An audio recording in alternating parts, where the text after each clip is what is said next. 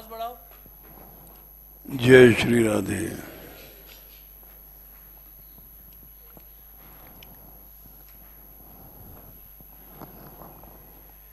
प्रसंग चल रहा है, श्रीमद् भागवत को पुराण तिलक क्यों कहा गया।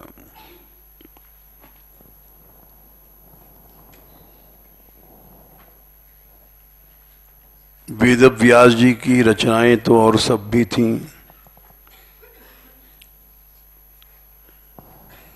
जितने पुराण थे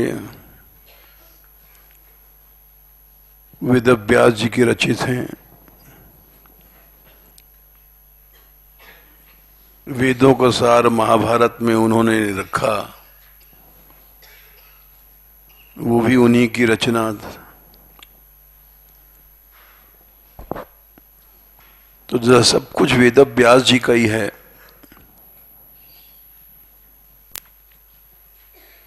तो इनकी संपूर्ण रचनाओं में भागवत को ही पुराण तिलक कहा गया।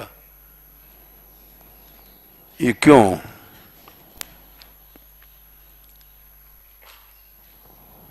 ये तो ऐसा लगता है जैसे पक्षपात जैसी बात है।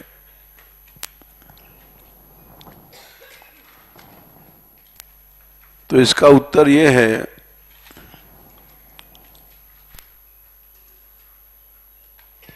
कि ये इसमें ऐसे धर्म का निरूपण किया गया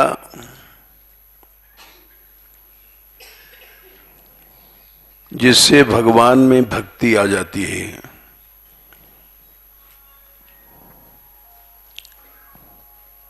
तो भक्ति तो सभी पुराणों में है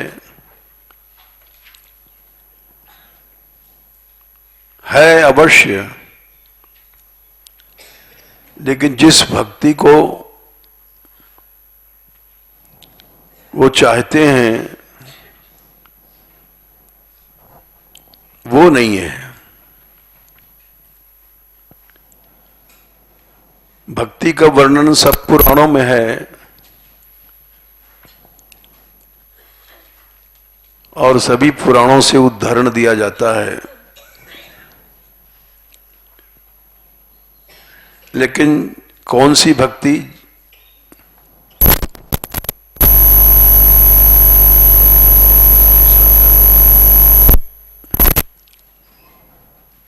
तो सूत जी ने कहा सबई पुंसाम परो धर्मो यतो भक्ति ही अधोक्षजे। जिससे भगवान में भक्ति हो जाए वही धर्म है।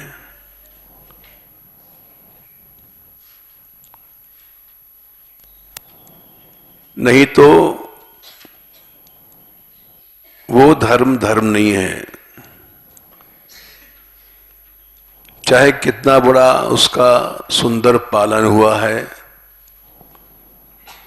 धर्म स्वनिष्ठिता पुंसाम विश्वक्सेन कथासुय नोत्पादयत यतिरतिम श्रम एव ही केवलम। भगवान के कथा में जिसको रति नहीं भई है, जिस धर्म से, वो श्रम मात्र है।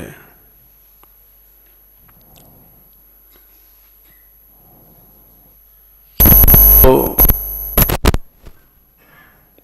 वो कैसी भक्ति है? अहेतुकी और अप्रतिहता। व्यास जी चाहते हैं या सुखदेव जी चाहते हैं अहेतुकी भक्ति होवे और अप्रतिहत भक्ति होवे।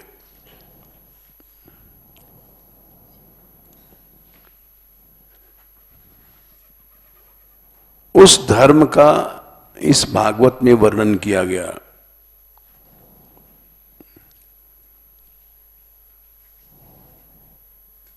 बोले क्या गारंटी है बोले भागवत महात्म्य में यही कहा गया कि इसमें धर्म प्रोज्झित कैतव, अन्य हेतु आ जाते हैं तो वो कैतव हैं।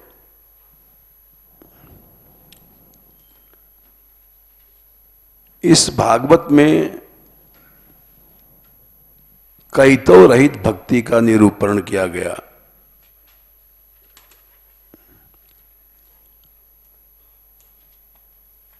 इसलिए ये पुराण तिलक है।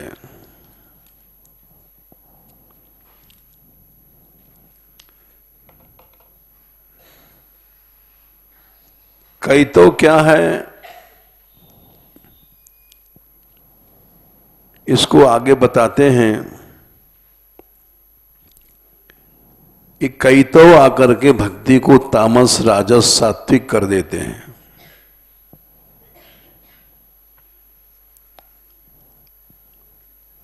और गुणातीत भक्ति नहीं हो पाती। गुणातीत भक्ति ही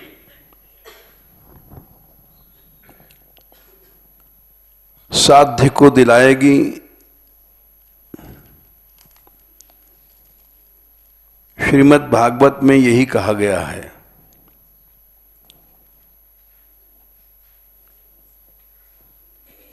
तीसरे स्कंद के 25वें अध्याय में 33वें श्लोक में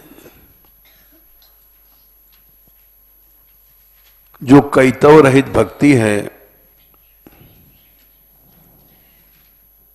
वही जीव के सूक्ष्म शरीर को जलाएगी, और जिस भक्ति में कैतव रहता है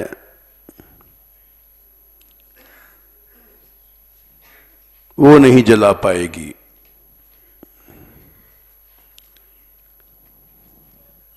अन्य पुराणों में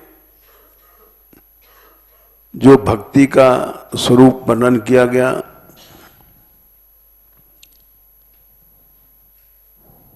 उसमें कैतव रहता है।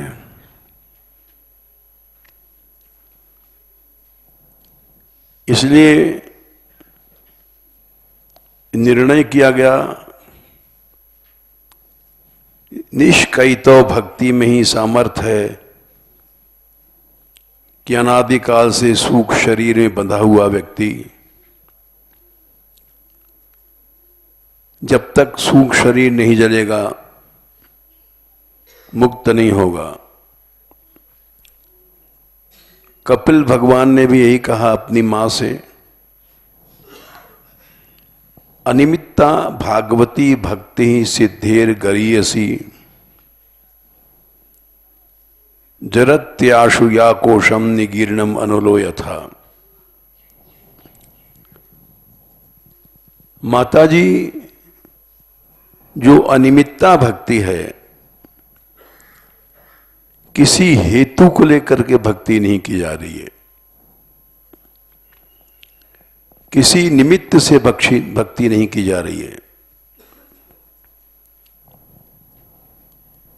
वो भक्ति सिद्धेर गरीयसी, मुक्ति से बड़ी है।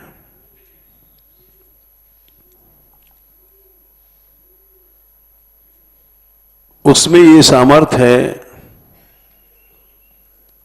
जरति आशु या कोशम, जो सूक्ष्म शरीर को, जिसमें 5 कोश होते हैं,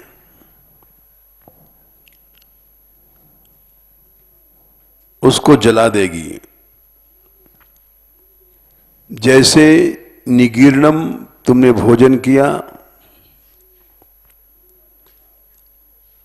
उस भोजन के पकने के बाद रस बनता है,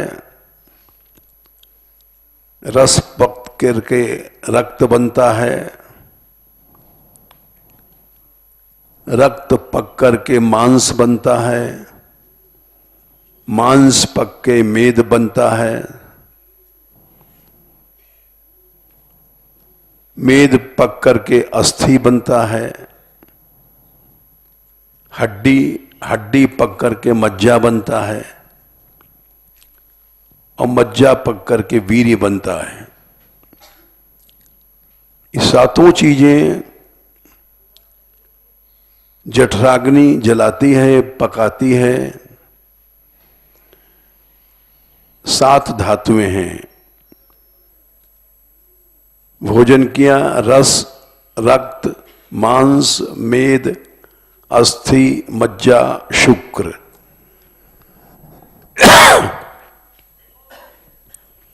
शुक्र वीर्य है,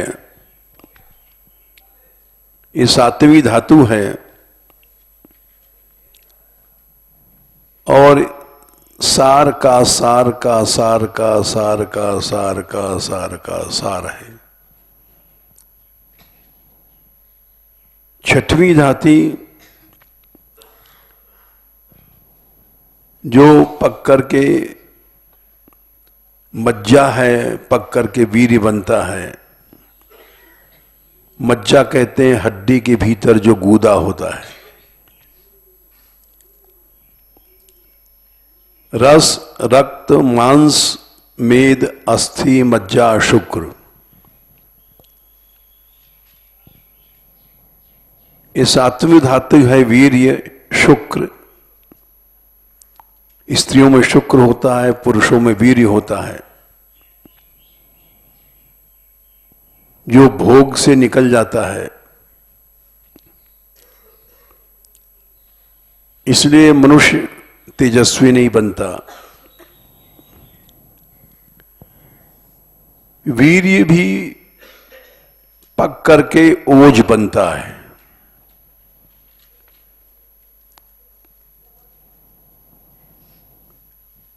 ओज ही फिर क्रमशः सह बनता है, मानसिक शक्ति। शारीरिक शक्ति को सह कहते हैं, इंद्रियों की शक्ति को ओज कहते हैं, शारीरिक शक्ति को बल कहते हैं। बल, ओज, सह। इंद्रिय की शक्ति का नाम है ओज, शारीरिक शक्ति का नाम है बल, और सह मानसिक शक्ति का नाम है। वीर्य ही पक करके क्रमशः बल, ओज और सह बनता है।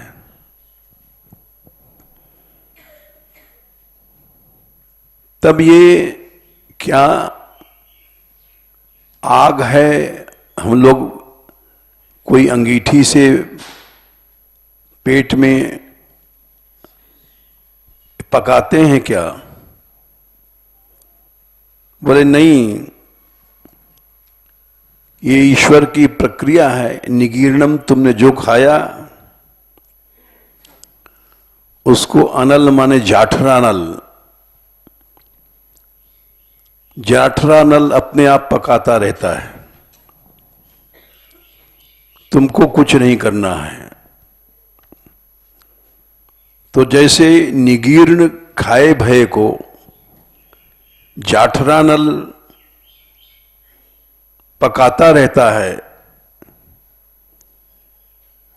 उसी तरह से जो अनिमित्ता भक्ति है वो तुम्हारे कोशों को जला देगी और जीव सदा के लिए मुक्त हो जाता है। अनिमित्ता भागवती भक्ति सिद्धेर गरीयसी जरत्याशु या कोशम निगीर्णम अनुलो यथा। अब प्रश्न आया कि अनिमित्ता भक्ति है क्या चीज? निमित्त कौन कौन से होते हैं? जो भक्ति को कमजोर करते हैं। शक्तिशालिनी भक्ति वही है जो गुणातीत भक्ति है या निर्गुणा है।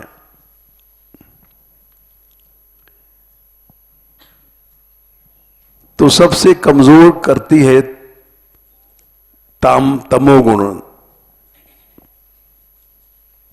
वो भक्ति को तामस बना देती है।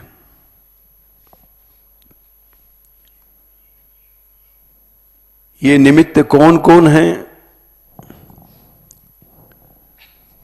तो इसका वर्णन किया 29वें अध्याय में 3रे स्कंद में कि देखो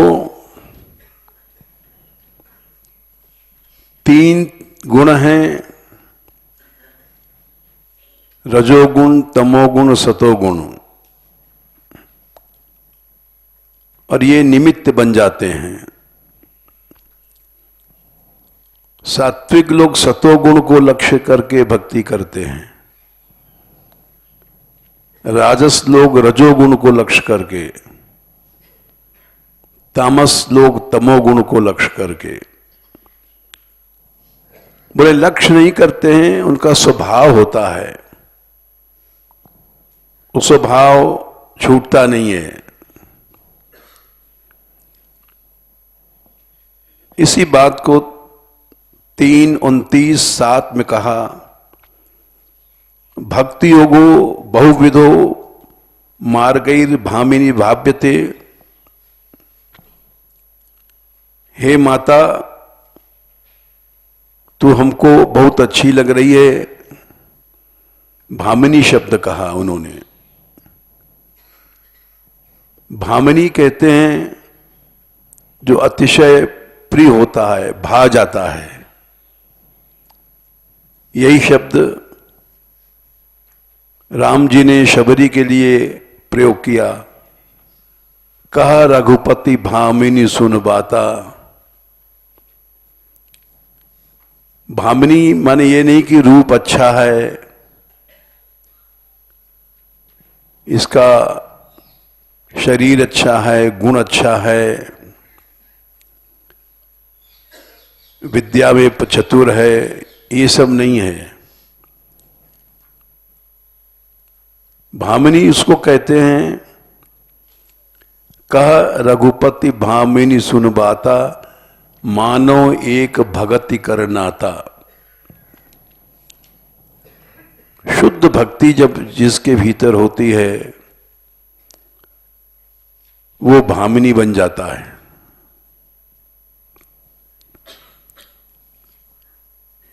यही बात गोविंद स्वामी ने लिखा कि प्रीतम प्रीति ही सो पइये, शुद्ध प्रेम शुद्ध भक्ति,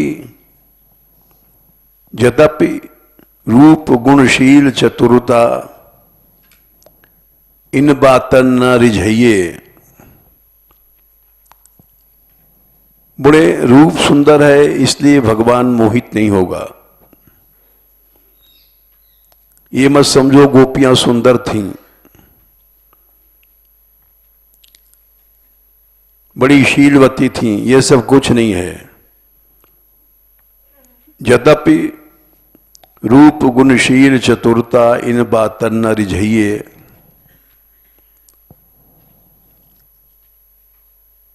वेद पुराण ये सब जितने पढ़ते हैं लोग, रसना कहा न चाहिए, ये पढ़ने से नहीं होती है, जीव को नचाने से नहीं होती है। नहीं नहीं रक्षति डुंकरी करने, व्याकरण में जीव तोड़ी जाती है, डुंकरी करने। क्री धातु में अनुबंध क्या है, डू भी है, या भी है, तो विद्वान तो कहेगा डुंक्रिय करने। और मूर्ख कहेगा केवल क्री।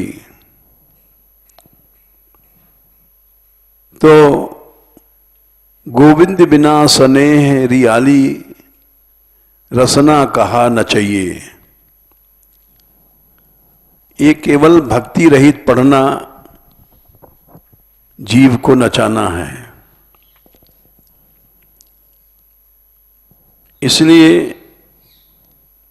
मुख्य बात है कि भक्ति में सतोगुण भी हट जाए,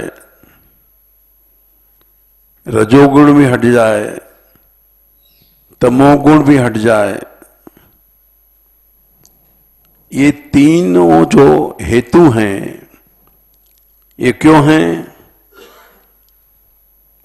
भक्ति योगो बहुविधो मार्गैर भामिनी भाव्यते, स्वभाव गुण मार्गेण पुंसाम भावो विविध्यते। हमारा जैसा स्वभाव है, जैसा गुण है, उसी मार्ग माने उसी रास्ते से हमारे अंदर भाव आते हैं।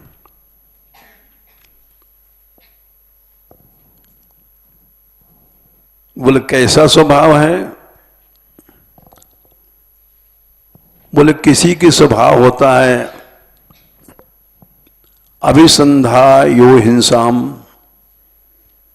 दंभम मात्सर्यमेवा।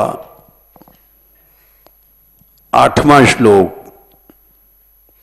3:29-8 में तामस हेतुओं का वर्णन किया गया। 3:29-9 में राजस हेतुओं का, 3:29-10 में सात्विक हेतुओं का वर्णन किया गया। इन तीनों हेतुओं से जो छूट करके निर्गुणा भक्ति होती है,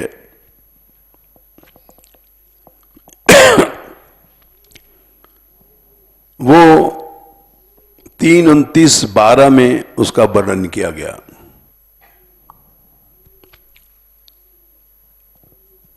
तामस हेतु कौन है? 3:29-8 में अभिसंधा यो हिंसाम दंभम आश्चर्यमेवा संरंभी भिन्न दृक् भावेन भिन्न दृक् भावम मई कुर्यात् स तामसः। जो संरंभी होते हैं, आवेशी लोग, थोड़े में ही उद्विग्न हो गया, थोड़े में ही शांत हो गए, थोड़े में गुस्से में हो गए, उसको संरंभी कहते हैं। आवेशी है, इसका जो स्वभाव है, जरा सा पर बात आई झिड़झिड़ा उठे, खींच गए। तो इसलिए उनके स्वभाव में हिंसा रहती है। हिंसा माने कत्ल करना नहीं, नष्ट करना। दंभ रहता है और मात्सर्य रहता है। ये तीन चीज जरूर रहेगी आवेशी व्यक्ति में।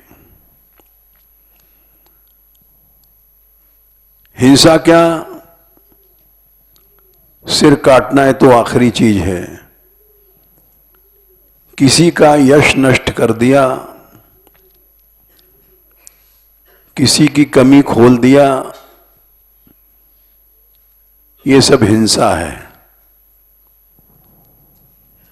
इसलिए गोसाई जी ने कहा,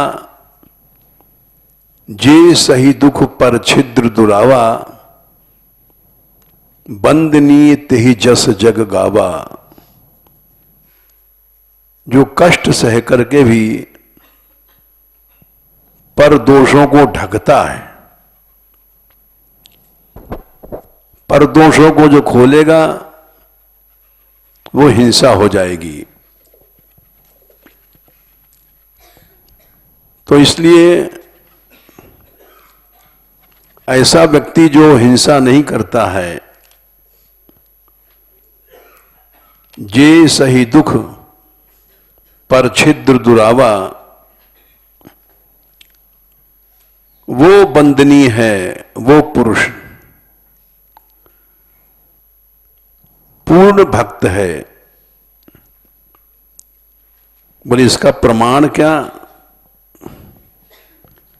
इसका प्रमाण राजा परीक्षित है। जब दिग्विजय करने गया तो वहां पर एक बैल था जिसके 3 टांग तोड़ दिए थे राजा, शूद्र रूपी राजा ने। उसने देखा परीक्षित ने, और परीक्षित जी ने पूछा कि तुम्हारी टांग किसने तोड़ी है? तो उस बैल ने कुछ नहीं कहा। बोले मैं नहीं जानता हूं हमारी टांग किसने तोड़ी है। यानी तोड़ने वाला का नाम नहीं लिया। तो राजा परीक्षित समझ गए ये साक्षात धर्म है, और पहचान करके बोले 1:17-22 धर्मम ब्रवीषि धर्मज्ञ धर्मोसी वृष रूप दृक्। तुम धर्म हो क्योंकि तुम्हारी वाणी में धर्म है, साक्षात धर्म हो। वृष मने बिजार का रूप, बैल का रूप धारण किया, अपनी 3 टांग तोड़ने वाले का भी नाम नहीं लिया। क्यों? यदधर्म कृतः स्थानम सूचकस्यापि तद्भवेद। जो अधर्म की सूचना देता है उसको भी अधर्मकारी का स्थान मिल जाता है। बोले ये तो अच्छी बात है सूचना देना, ये लोक व्यवहार है। पूर्ण धर्म तो वही है जिसमें हिंसा बिल्कुल नहीं है।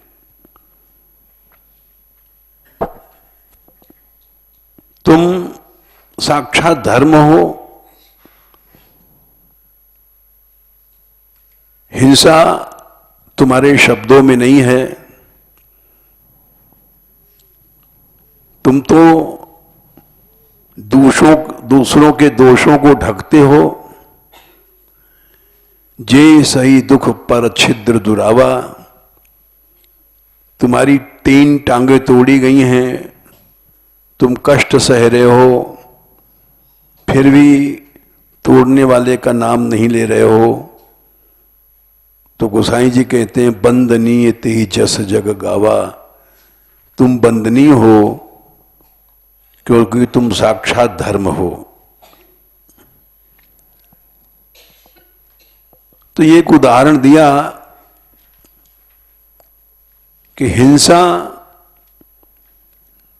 दंभ, दिखावा और मात्सर्य, ये 3 चीजें जब नहीं होती हैं, इन तीनों में एक भी है तो तामस भक्ति बन जाएगी। आज समाज में हम लोगों में दंभ ज्यादा है, दिखावा ज्यादा है, एडवर्टाइजमेंट ज्यादा है। इसलिए हम लोग तामसी बन गए हैं। भक्ति करते हैं खूब, माला वाला खूब फेरते हैं, या जिसकी जो साधना करता है, पाठ वाला पाठ, कीर्तन वाला कीर्तन, जप वाला जप, लेकिन ये तामस है। गोसाई जी ने लिखा है एक बड़ा विचित्र दोहा, तामस धर्म करहि नर, जप तप व्रत संयम दान। लोग धर्म बहुत कर रहे हैं। उत्तरकांड में दोहा नंबर 101 है क्या?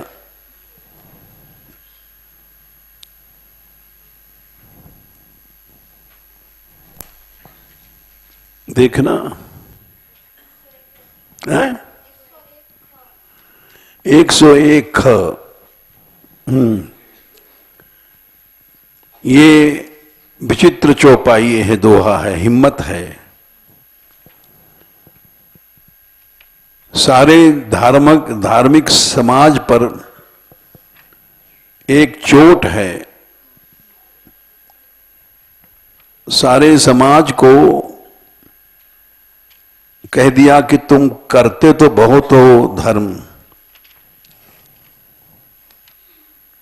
लेकिन तुम्हारा जप तामस है, तुम्हारा व्रत तामस है, यज्ञ तामस है, दान तामस है, इसलिए देश का कल्याण नहीं हो रहा है।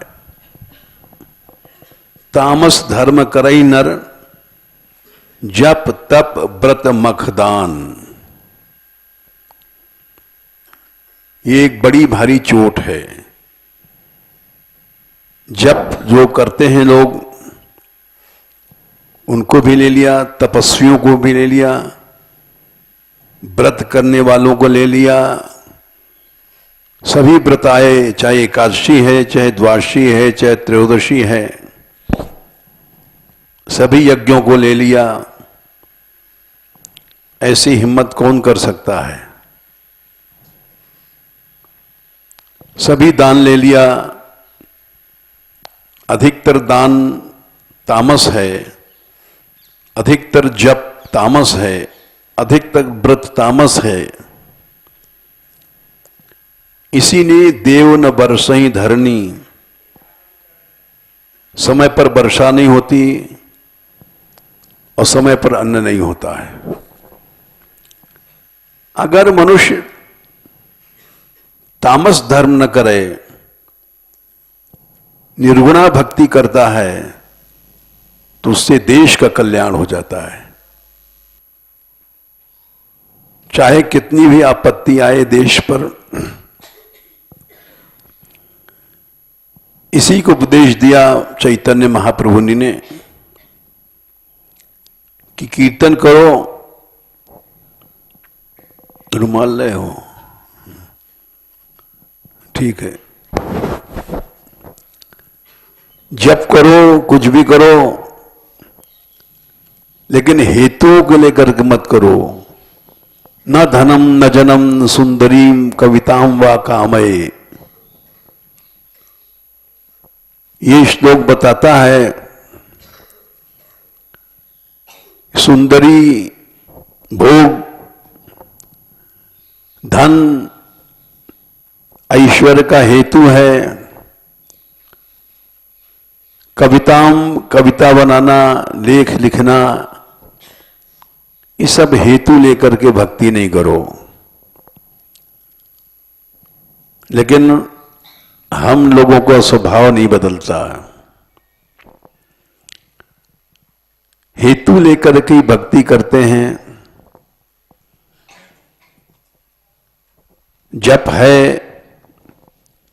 खूब माला चल रही, लेकिन सब तामस हो रहा है।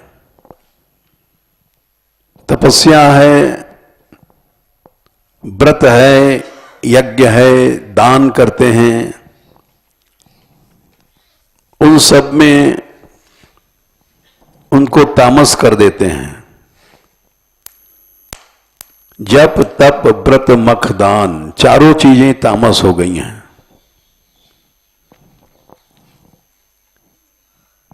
इसका विस्तार भगवान ने भी किया है। गीता में भी उन्होंने स्पष्ट कहा है कि भजन लोग तामस राजस कर देते हैं।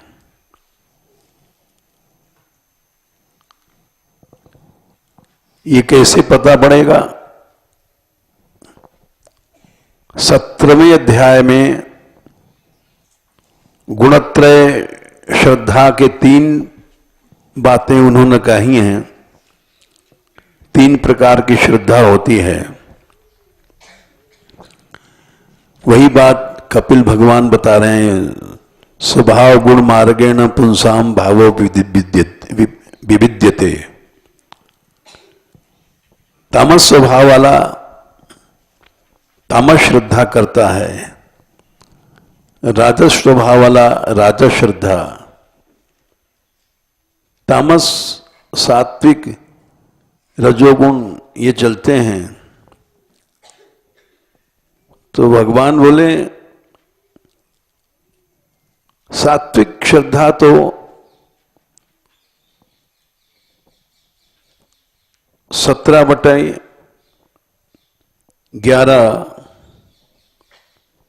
अफलाकांक्षी फिर यज्ञो विधि दृष्टो या इज्जते एष्टव्यम एवेति मना समाधाय स सात्विक। जिस यज्ञ में फल की कांक्षा नहीं है वो सात्विक है। फल की इच्छाई तो यज्ञ राजस बन गया।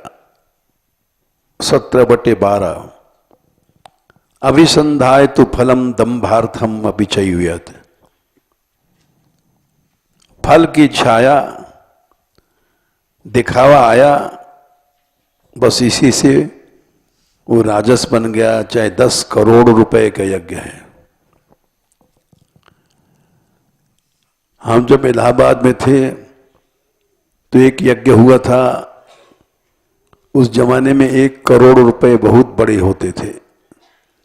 60 साल पहले तो हल्ला मच गया, 1 करोड़ रुपए का यज्ञ हो रहा है, यानी अरबों रुपए लग रहा है उसमें। लेकिन उसके बाद ही चीन बीन की लड़ाई हुई, देश का कल्याण नहीं हुआ, क्योंकि राजस यज्ञ था, दिखावा ज्यादा था उसमें। तो इसलिए सात्विक यज्ञ तो चाहे थोड़ा सा है। महाभारत में कथा आती है, 3 पाव या 1 शेर समझो, सत्तू का यज्ञ वो युधिष्ठिर के यज्ञ से भी आगे चला गया। निवले का शरीर जो सोने का होने वाला था पूरा नहीं हो पाया। जितना शरीर सोने का बन चुका था,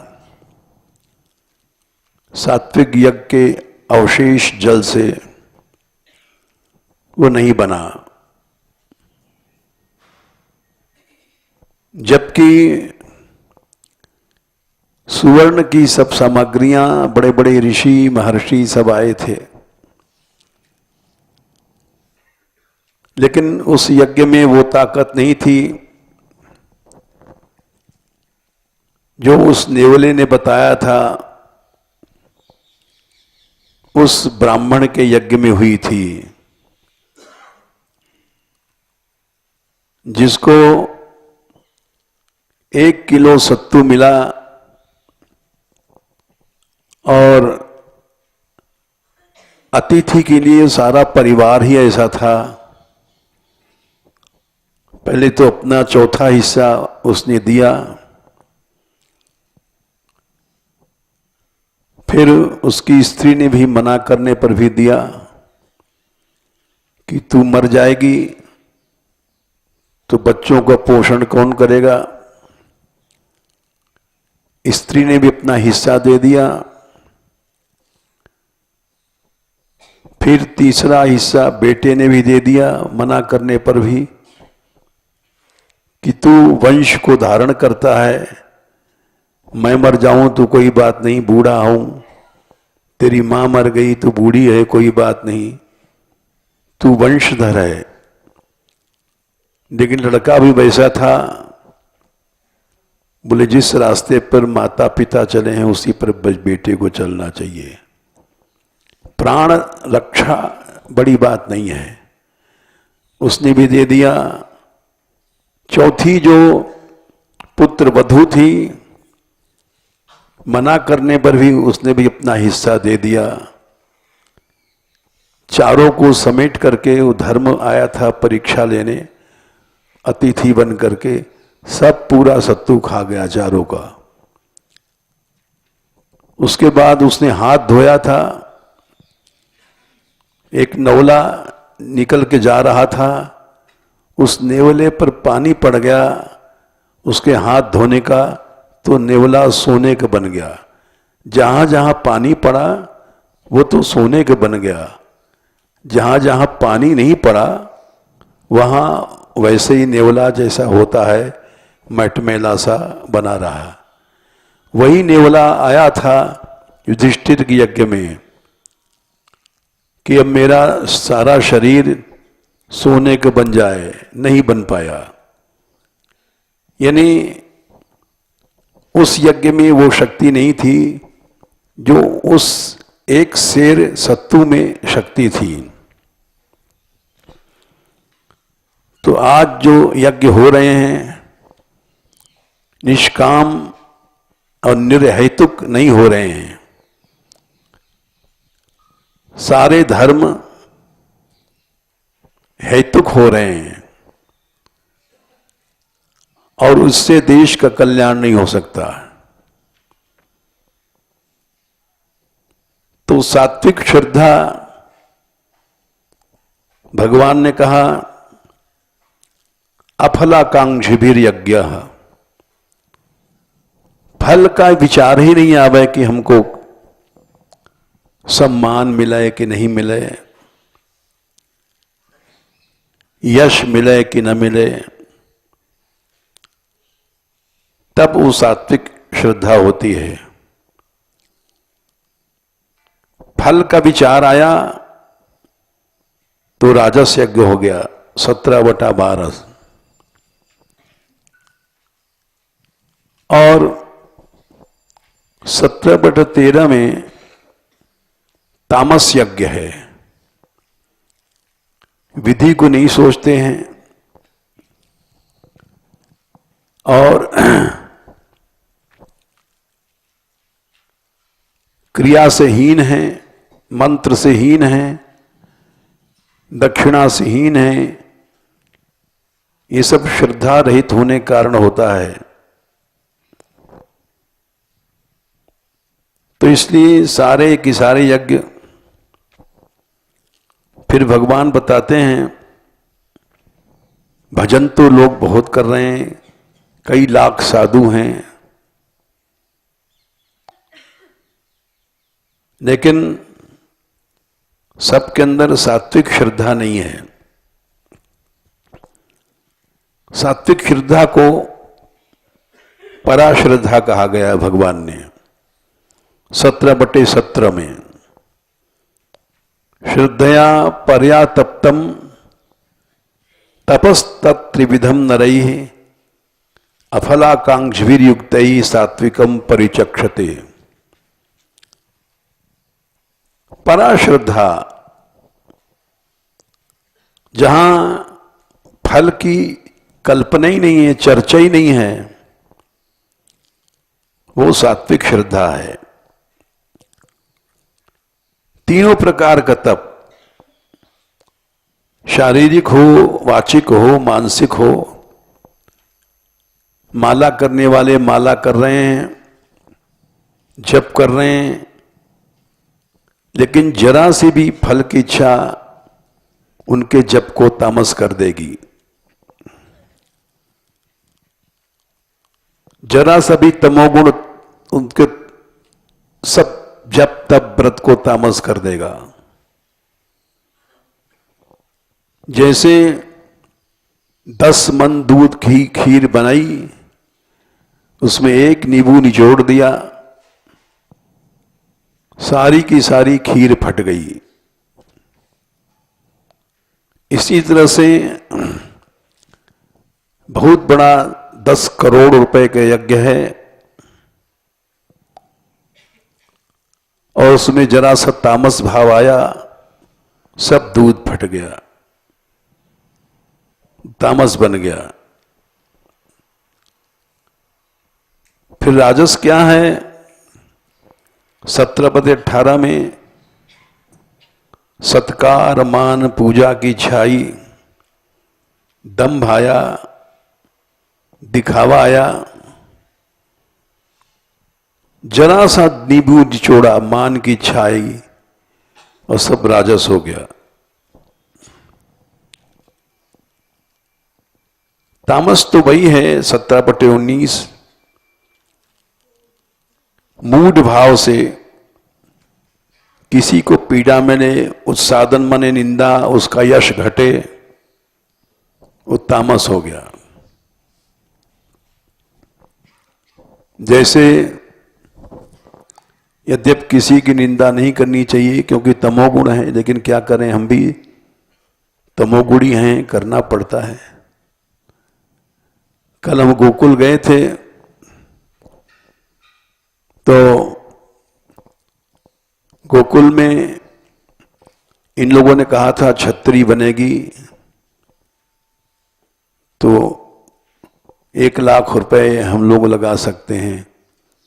हमने इनसे कहा तुम घोषणा करो भाई। घोषणा करने के बाद हमने कहा जो लोग सहायता देना चाहें वो दे सकते हैं। बड़ी भीड़ बढ़ी थी वहां, लेकिन किसी की हिम्मत नहीं पड़ी कि 4 पैसा उठ करके दे दे सम्मान के लिए। ये हमारे समाज की हालत है। और भाषण बहुत हुए, इतने भाषण हुए कि लिख के लाए थे लोग कि मैं तो लिख के लाया हूं, बोलना है। हमने कहा बोलो। बोलते रहे, पंगत की चिंता नहीं उनको, भाषण की चिंता है। सब देखते रहे।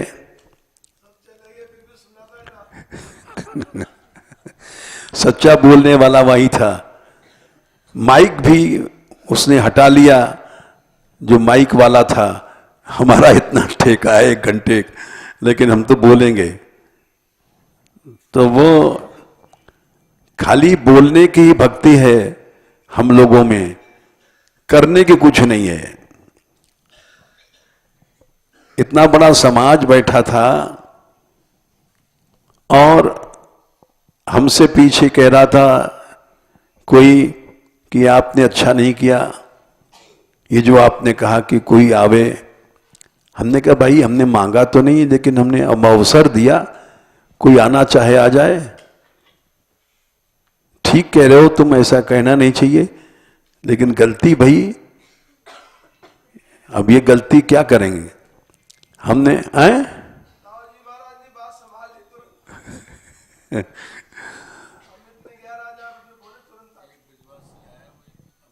हाँ, अमित ने 11,000 रुपए कहा। इसीलिए हमने कहा जो डब्बा मिला मिठाई का इसकी मां को दे दो। ये ब्रजवासी सब साधुओं से आगे निकल गया, डब्बा भी नहीं निकला। बोले डब्बा बब्बा कुछ नहीं मिला। तो वो ब्रजवासी बोला डब्बा ही है बाबा, तुम्हारी दया हो गई, डब्बा ही है। तो ये हमारे समाज की हालत है। दंभ में भी हम नहीं कर सकते।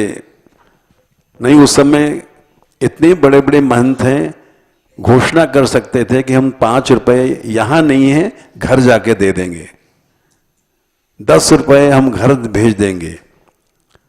लेकिन सारा समाज वहां, हजारों लोग बैठे दूर दूर तक, बड़ा नाच हो रहा, बड़ा गान हो रहा, बड़ा ताने तोड़ी जा रही थी। लेकिन मामला ऐसे था। और पूछा उन्होंने, गोसाई जी ने हमसे, कि आप जमुना जी के बारे में क्या कर रहे हैं?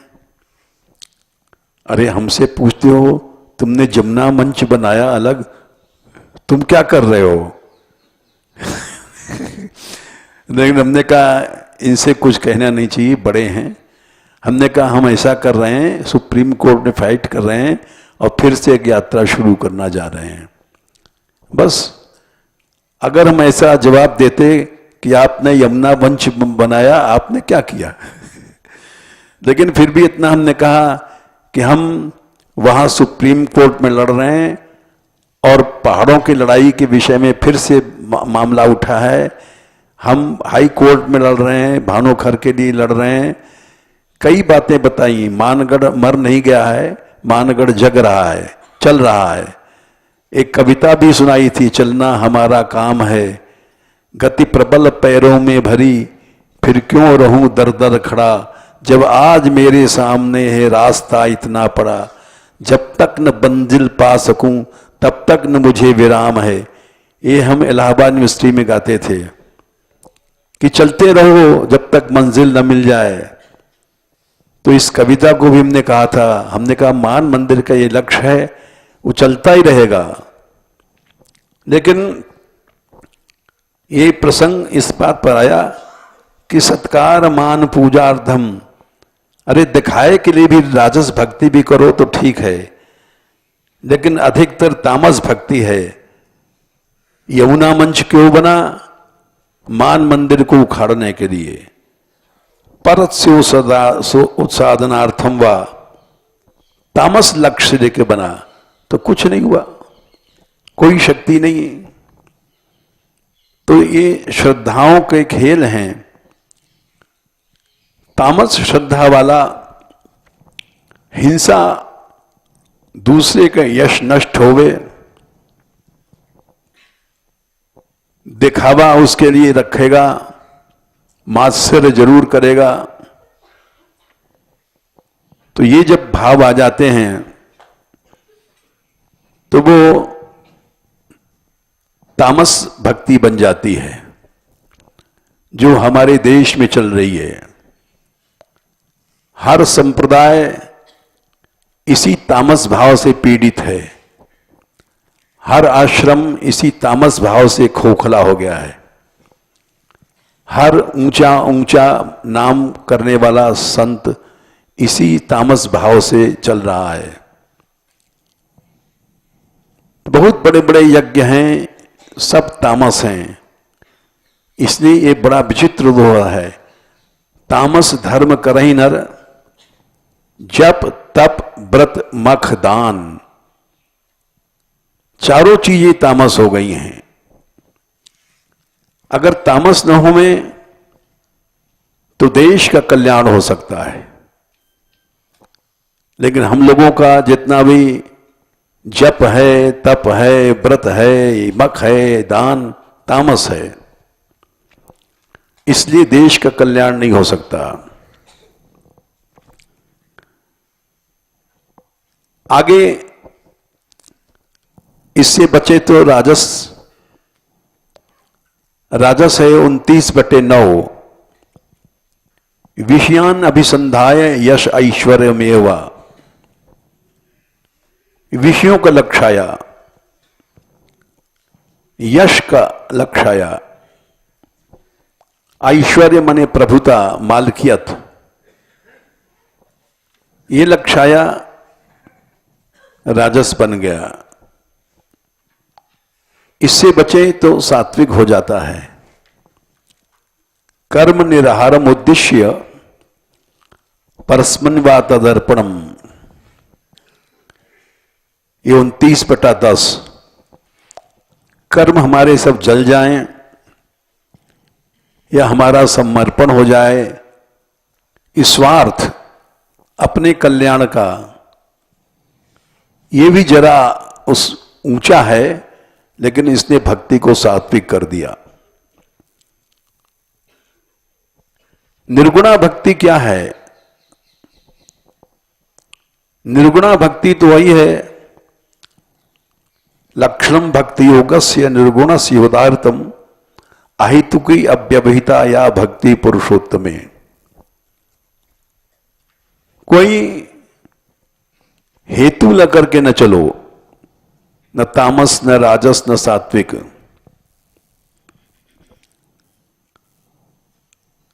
प्रहलाद जी का यही लक्ष्य था। प्रहलाद जी का जो लक्ष्य था वो यही था। उन्होंने कहा था कि मुझे एक ही कष्ट है, 7-9-43 नैव द्विजे पर दुरत्य वैतरण्या। भवसागर से पार होने की हमको भय नहीं है, जरूरत नहीं है। यद्यप दुरत्य है, पार होना मुश्किल है, लेकिन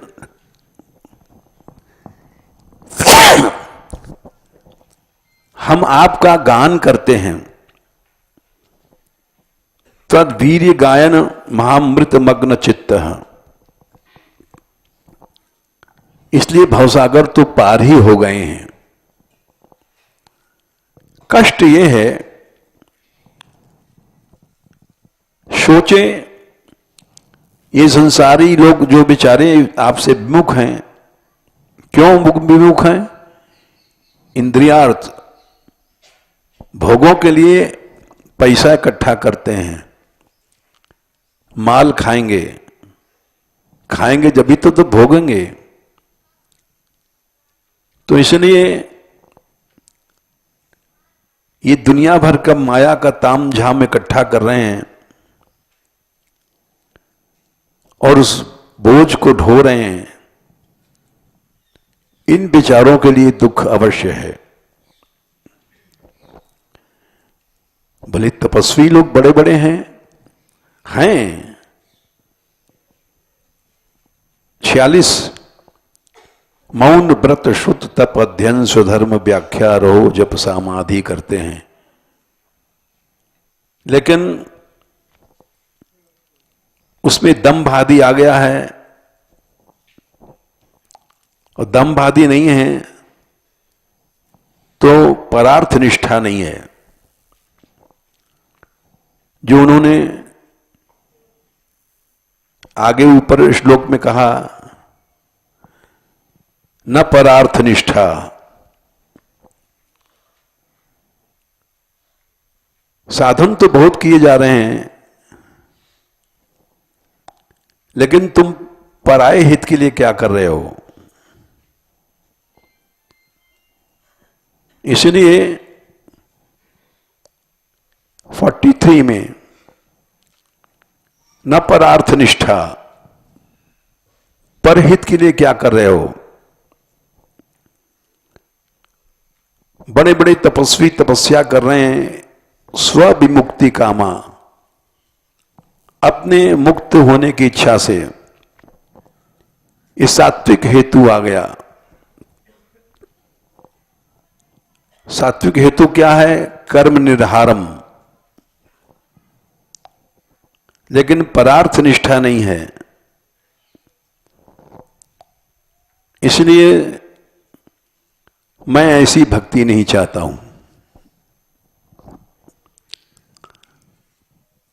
अब एक बात यहां हम कह रहे हैं व्यवहार की, जैसे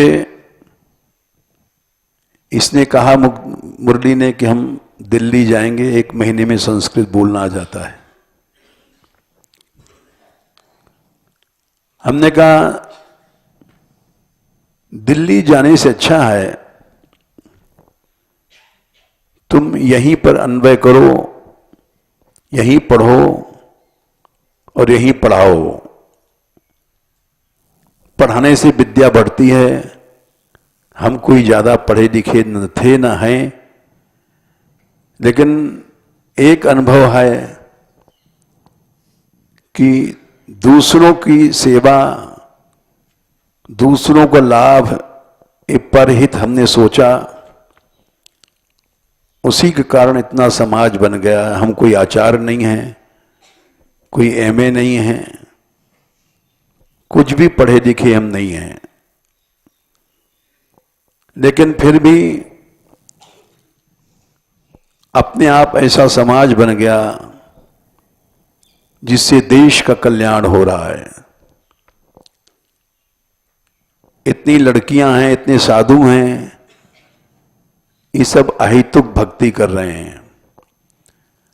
हमारे यहां जो साधु हैं ये मधुकरी मांगते हैं और टेंटों को ढोते हैं, साफ करते हैं। क्या वृंदावन में कोई ऐसा आश्रम है?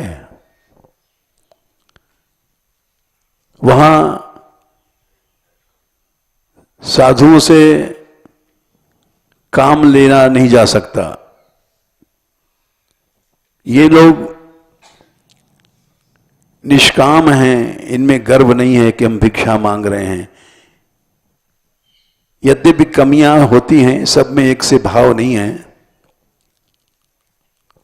ऐसे यहां लड़कियों में भी है, इनमें भी मात्सर्य है, एक दूसरे की प्रति निंदा बिंदा है, द्वेष है।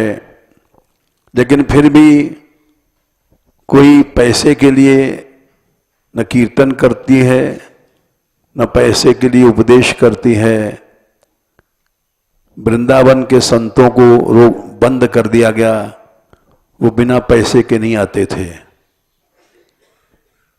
तो ये निर्हेतुक जो काम चल रहा है, कीर्तन चल रहा है गौशाला में, कुछ लाभ नहीं किसी को, अपनी मधुकरी मांगते हैं और काम करते हैं। ये अहेतुकी भक्ति है, कोई हेतु लेकर के नहीं चल रहे हैं। इसीलिए ये इतनी बड़ी सफलता मानगढ़ को मिली जो आज तक किसी को नहीं मिली।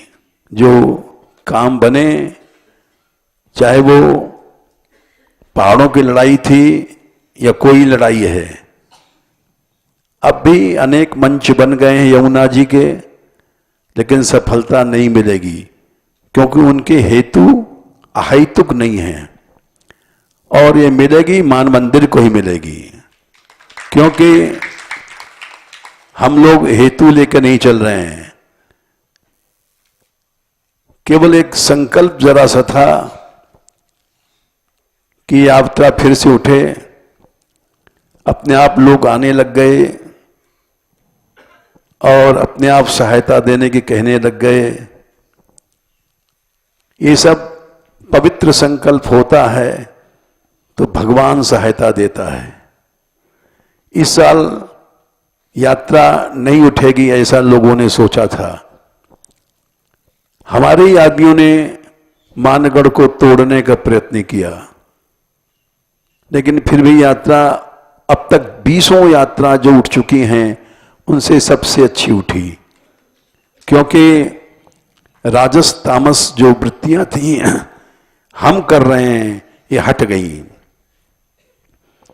इसलिए निर्गुणा भक्ति में चमत्कार है, निर्गुणा भक्ति में अद्भुत शक्ति है। हम रोकते नहीं हैं, जो बाहर जाए तो चला जाए पढ़ने, क्योंकि हम संस्कृत में पढ़ा सकते हैं, ना इतना समय है ना योग्यता है। लेकिन जो जाना चाहे वो जाए। उससे अच्छा है कि तुम यहीं पढ़ो और धीरे धीरे अन्वय करते करते भक्ति भी आएगी, भगवान की ब्रज निष्ठा भी आएगी, ब्रज भी नहीं छूटेगा और साथ वालों को पढ़ाओ, और जाना चाहो जाओ। जय श्री राधे।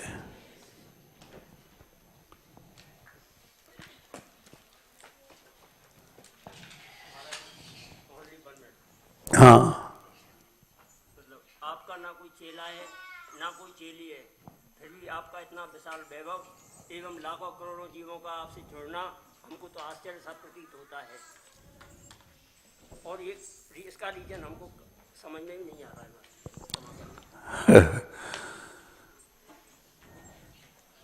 राधे किशोरी दया।